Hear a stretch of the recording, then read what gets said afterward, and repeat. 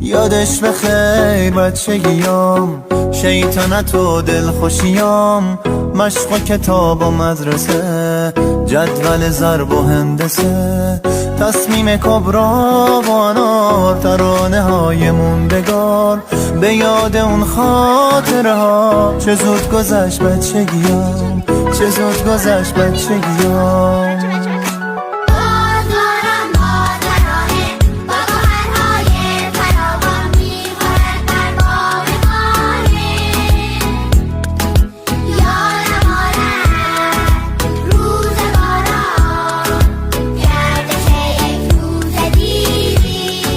یادش بخیر، توی جنگل های گیلان، یادش شاد و خوشحال و بخیر.